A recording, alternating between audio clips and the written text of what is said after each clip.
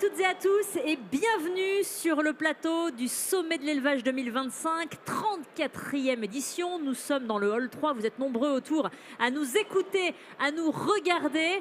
Let's go, c'est l'émission, une émission spéciale Maroc. Le Maroc, je le rappelle, qui est l'invité d'honneur cette année avec un stand d'exposition de 170 mètres carrés, une délégation venue en masse, en meute. 200 Marocains sont ici cette année avec nous au programme des visites d'élevage, des échanges commerciaux et de bonnes pratiques, de nouveaux liens tissés et le renforcement des liens déjà existants qui existent entre nos deux beaux pays si proches. Et sur ce plateau avec moi, j'ai un très beau panel. Ces messieurs extrêmement conviviaux qui sont là avec nous pour nous parler des enjeux autour des filières qu'ils représentent. Nous avons monsieur Mostafa El Raouli, vous êtes président de l'Association nationale des producteurs de viande. Mostafa, vous êtes ici. Pardon, vous êtes le président des producteurs de viande rouge, c'est ça? Et vous êtes aussi éleveur, ça je m'en rappelle, éleveur dans la région de Casablanca. Et on y reviendra largement au cours de l'émission, mais je sais que vous avez un coup de cœur, voire un fantasme, disons les mots, sur la vache salaire. Avec nous également Abderrahmane Medjoubi. Alors je ne me trompe pas, cette fois-ci vous êtes vraiment en face de moi. Vous êtes le président de l'ANOC, Association nationale des éleveurs ovins et caprins. Et puis Mohamed Rita, directeur de Les Maroc. Je suis donc en excellente compagnie pour mieux comprendre la diversité et la richesse de ces filières et du monde de l'élevage dans votre pays. Et c'est une opportunité ici de partage avec vous. Pour nous, la France. Abderrahmane, je vais d'abord vous tendre le micro. Vous allez d'ailleurs le prendre puisqu'il est à votre portée. Donc vous allez nous parler de l'ANOC qui a 60 ans d'existence. Quelle race, quel type de cheptel vous encadrez avec l'ANOC? Bonjour, merci pour l'invitation. Bon, l'Association nationale des éleveurs ovins et caprins, c'est une association qui a une soixantaine d'années d'existence. Et on encadre à peu près 16 races entre ovins et caprins. On pratique la sélection des races pures dans leur aire géographique. Donc on a à peu près 16 000 adhérents et on encadre presque 25% du cheptel national à hauteur de 4,5 millions de têtes entre ovins et caprins.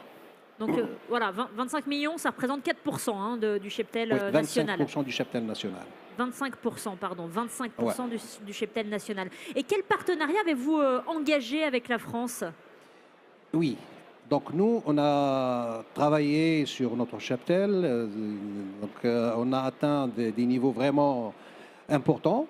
Et avec les circonstances actuelles, avec le Covid-19 et la sécheresse qui était sur les 8 ans dernières. Donc là, on a commencé à calculer.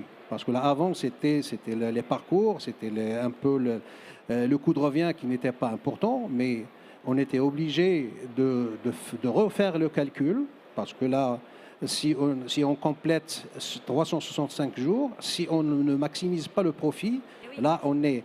Donc c'est là qu'on a pensé, bon déjà on a travaillé beaucoup avec nos amis français sur les parcours aux Alpes, l'alpage et tout, mais ces 2 années-là, on a commencé en janvier 2024 à penser à changer la technique d'élevage et la technique de sélection.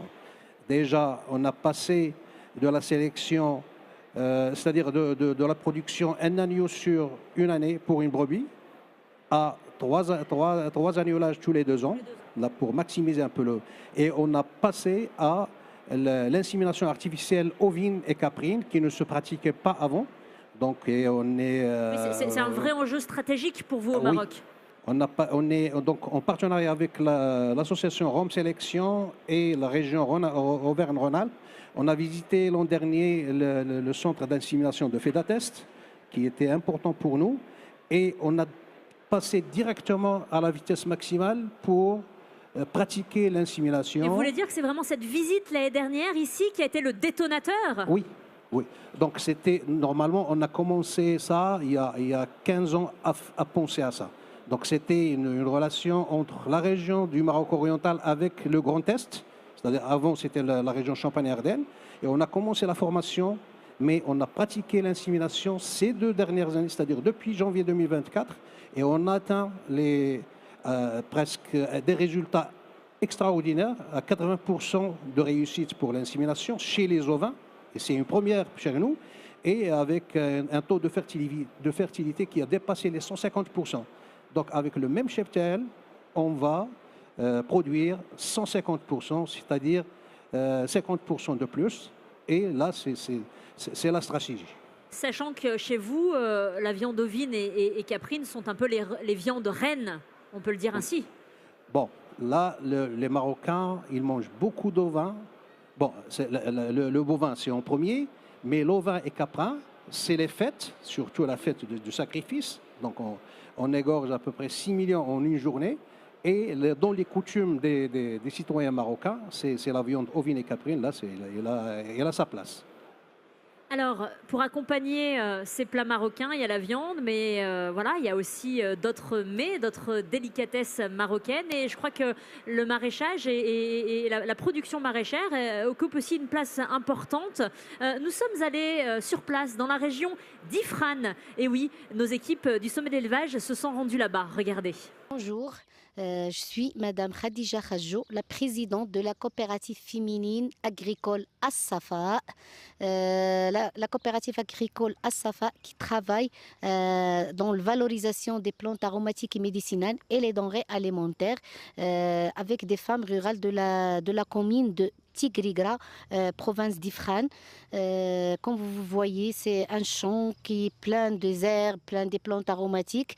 Et on fait de culture, de la pépinière, et on fait de la pépinière des plantes aromatiques. Et aussi, on fait de la culture. Et puis, on fait la transformation de toutes sortes de plantes aromatiques, l'extraction des huiles essentielles et transformation des produits naturels, l'extrait. Et on fait aussi des couscous aromatisés aux plantes aromatiques et médicinales, couscous d'orge, couscous aux fruits de doum.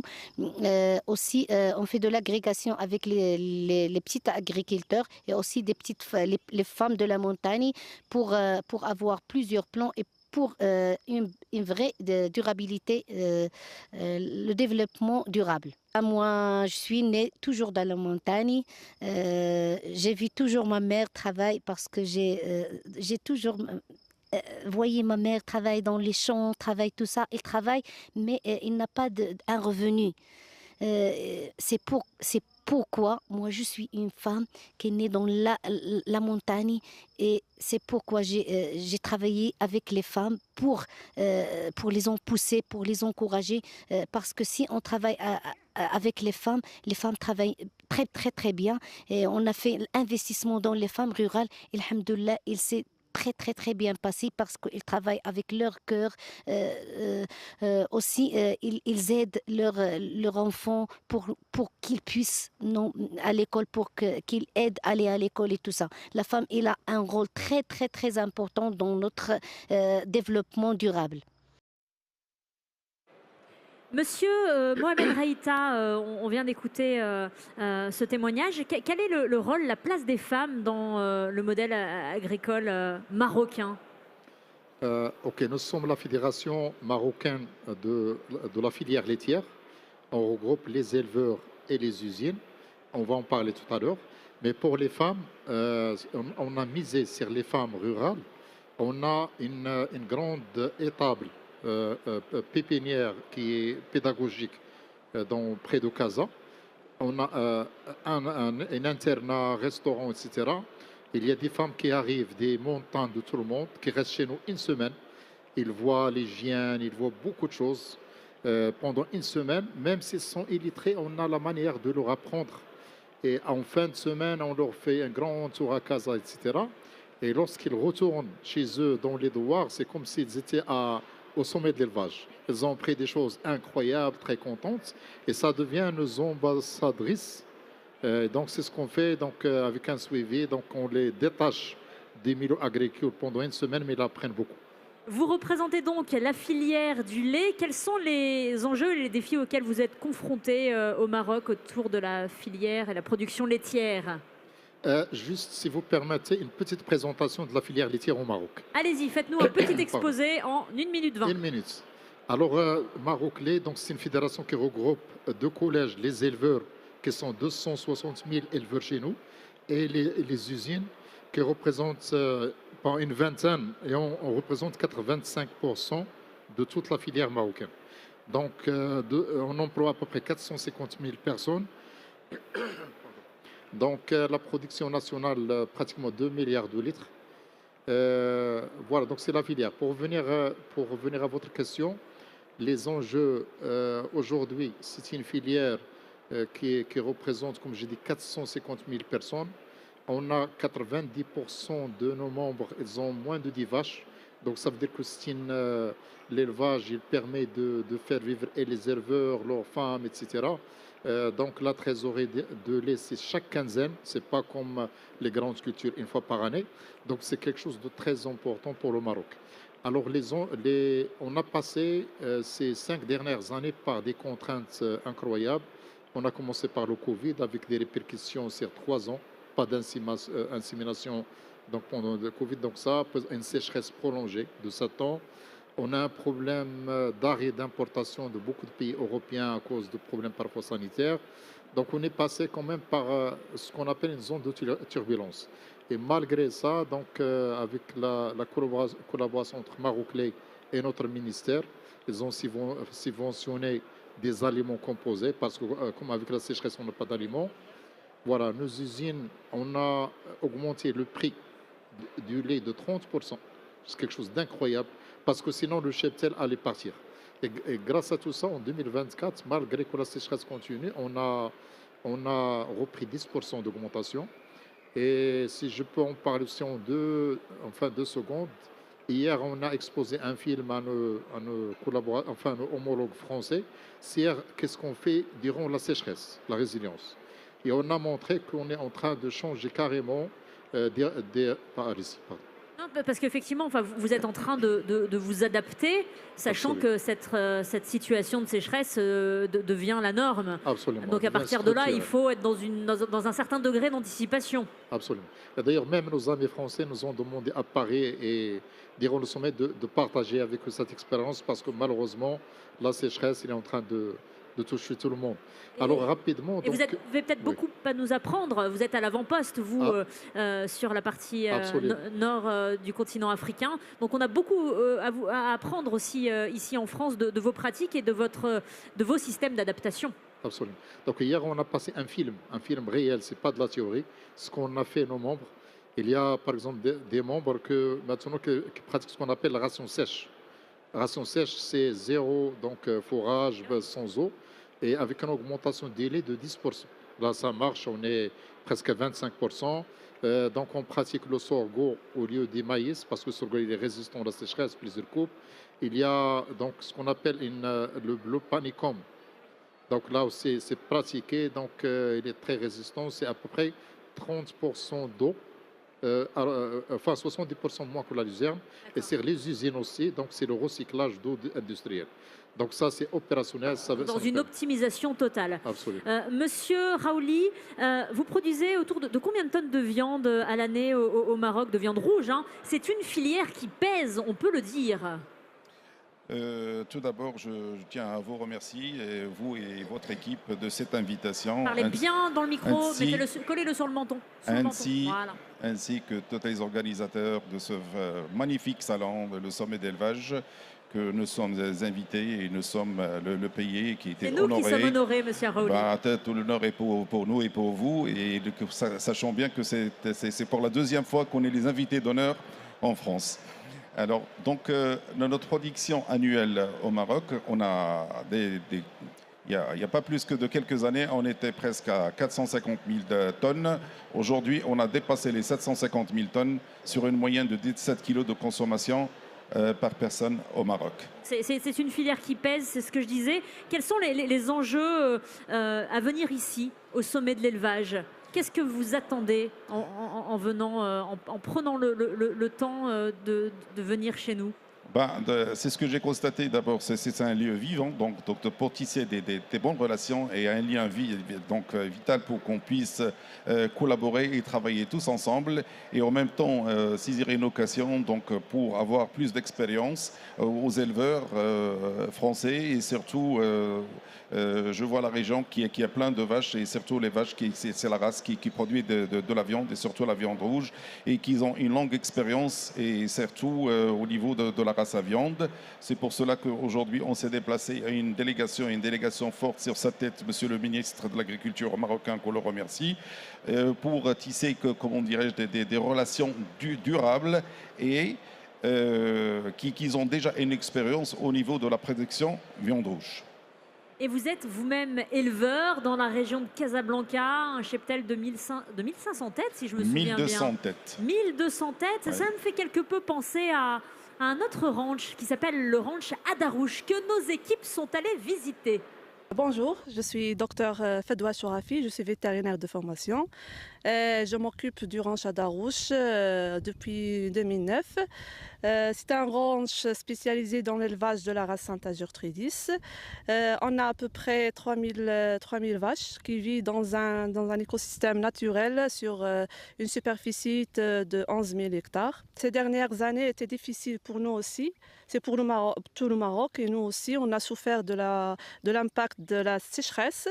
On essaie le maximum de sauvegarder la race, de supporter les frais d'alimentation. On achète de l'aliment. Au niveau abreuvement aussi, on souffre encore. On a souffert, on souffre encore. On doit transporter de l'eau via des citernes, des camions de citernes pour abreuver 3000 vaches. C'est pas facile, mais on met tous nos efforts pour sauvegarder la race et pour sauvegarder ce ranch qui est le seul dans son genre au Maroc. Et je pense que même dans l'Afrique, on est les seuls à avoir cette race et ce type d'élevage. Pour les origines de la race Saint-Azur-Tridis, c'était dans les années 1900. Exactement en 1910, ils ont pu fabriquer un géniteur de la race Saint-Azur-Tridis et ils ont mélangé deux races. La race Zébu, Brahman, qui est une race d'origine indienne, je pense, et le Shorthorn anglais. Le ranch s'étale sur une superficie totale de 11 000 hectares à peu près, entièrement clôturée et séparée en paddock. On appelle une parcelle dédiée à l'élevage paddock et ça va de 300 hectares jusqu'à 1600 hectares. Les dimensions du 11 000 hectares, c'est 7 km de largeur sur 25 km de longueur. Monsieur Raouli, ce type d'élevage 11 000 hectares, c'est le modèle dominant au Maroc ou c'est un peu exceptionnel ça? Je vais dire que c'est exceptionnel parce qu'ils contenaient plus que 12 000. Ils ont réduit leur cheptel à 3 000, donc sur une superficie de 11 000 hectares. Donc, via la sécheresse des 6 années successives. Et donc, c'est pour ça que vous voyez qu'il y a une diminution de presque de 70% de cheptel. 2026 sera l'année internationale du pastoralisme. Monsieur Abderrahmane Medjoubi, votre pays, le Maroc, c'est un pays de pastoralisme? Le Maroc, c'est un pays de pastoralisme par excellence. Parce que là, on a des millions d'hectares de parcours. C'est vrai, il y a la sécheresse qui a impacté négativement les parcours. Mais il y a beaucoup de travaux du sol qui sont actuellement, qu'ils étaient avant. Moi, par exemple, en tant qu'éleveur, sélectionneur d'une race très rustique qui vit dans les parcours, moi j'ai vécu 30 ans avec les zootechniciens pour le travail du sol. Donc le Maroc a essayé de refaire ces parcours avec la plantation de quelques arbustes qui résistent à la sécheresse. Et pour moi, l'année prochaine, 2026, c'est une année où je vais me retrouver pour défendre les parcours, parce que là, il y a un grand problème, c'est l'envahissement de l'agriculture et de l'arboriculture au détriment des parcours. Conflit d'usage. Et partout au monde. Parce que là, en France, il y avait un festival du film qui s'organisait au Sept-Lô, à côté de Grenoble, qui regroupait une vingtaine de pays de partout. Et c'est des pastoralistes, c'est des gens qui bénéficient. C'est-à-dire que le travail, c'est les parcours, c'est l'élevage, surtout des petits ruminants qui reposent sur l'élevage, sur le parcours. C'est absolument déterminant et on sent que l'année prochaine, vous allez monter au créneau. Oui. Alors, on va terminer par un coup de cœur. Mostafa Khaouli, la vache chalaire qui est l'objet de vos fantasmes. Qu'est-ce que vous lui trouvez à cette vache chalaire? Pourquoi elle vous émoustille tant? Alors, donc, d'abord, je veux remercier tous les éleveurs et surtout les éleveurs tous les éleveurs et d'abord, en précision, celui qui élève la Salers. La Salers, donc, c'est ma première vache, donc, que j'ai réalisé mon premier croisement et c'est mon cheval de bataille. Alors, donc, c'est cette race. Sur lequel qu'on a pu même pas faire des essais, mais sur lequel qu'on a obtenu des très bons résultats en croisant avec plusieurs races. Vous avez croisé la Salers avec un peu tout le monde, hein? Avec tout le monde. Et c'est pour cela aujourd'hui que nous sommes présents et j'invite tout éleveur qui veut mettre un géniteur à notre centre, sachant bien que notre association est un centre d'assimilation qui produit plus que 300 000 doses annuelles, sur lequel on a presque 126 circuits d'assimilation à travers tout le royaume du Maroc et à une centaine d'assimilateurs. Aujourd'hui, donc si on arrive à trouver un éleveur qui nous met, par exemple, on met un partenariat ou avec une souveraineté ou avec toutes ces conditions, de mettre quelques géniteurs sur lesquels on pourrait les collecter, en même temps, on mettra à la disposition un de nos éleveurs au Maroc pour qu'on puisse avoir plus de races Salers au Maroc. J'espère que tout le monde a bien entendu, c'est un appel officiel. Hein. Ouais. Et on imagine bien sûr la Salers dans les majestueux décors marocains. Merci messieurs, merci à tous les trois de nous avoir honoré de votre présence, de vous avoir prêté à cet exercice également dans l'émission Let's Go. Je rappelle le Maroc qui occupe le stand le plus grand ici au sommet de l'élevage, 170 mètres carrés. Vous êtes l'invité d'honneur cette année. Merci encore. Nous sommes sur le plateau TV, toujours au hall 3 du sommet de l'élevage, la 34e édition, ici à Cournon d'Auvergne. Et on se retrouve demain matin, même heure.